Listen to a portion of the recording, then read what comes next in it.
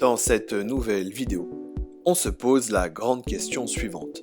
Comment les territoires colonisés obtiennent-ils leur indépendance et s'affirment-ils sur la scène internationale ? La Seconde Guerre mondiale, qui se déroule entre 1939 et 1945, affaiblit fortement les puissances coloniales. Exemple, la France, vaincue dès 1940 par l'armée allemande, perd de son prestige. Les peuples colonisés, qui se sont battus aux côtés des Alliés, réclament le droit à la liberté et à l'indépendance. Les USA et l'URSS, les deux grands vainqueurs de la guerre, sont favorables à la décolonisation, c'est-à-dire au processus d'accession à l'indépendance des peuples colonisés. L'Organisation des Nations Unies, ONU, créée en 1945, soutient également les indépendances au nom du droit des peuples à disposer d'eux-mêmes. Si les grands empires comme l'Empire français ou britannique sont en grande partie opposés à l'indépendance de leurs colonies, ils n'ont plus les moyens de maintenir leur domination.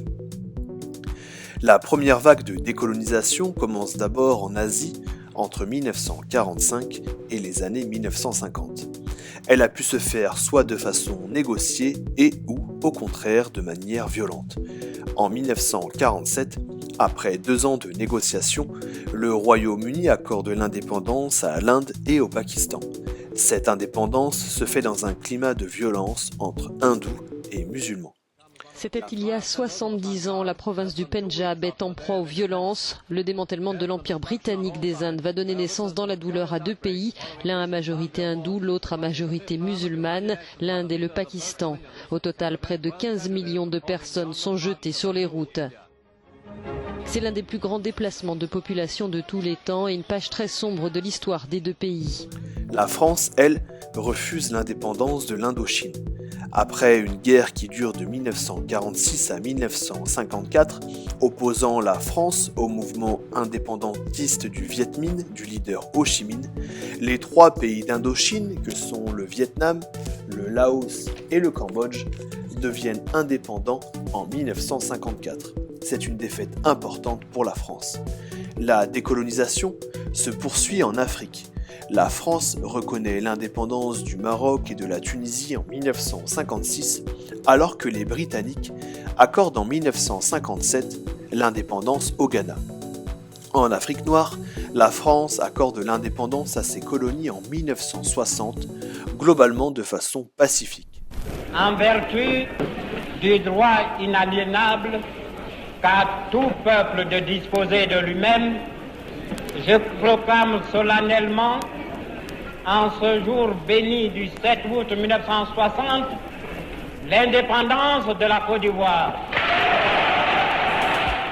En 1962, l'Algérie devient indépendante après une guerre sanglante de 8 ans entre le FLN, le Front de Libération Nationale, et l'armée française.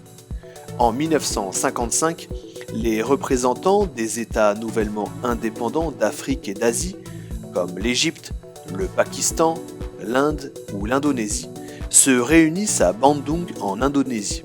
À Bandung, ils condamnent la colonisation et dénoncent la logique bipolaire de la guerre froide.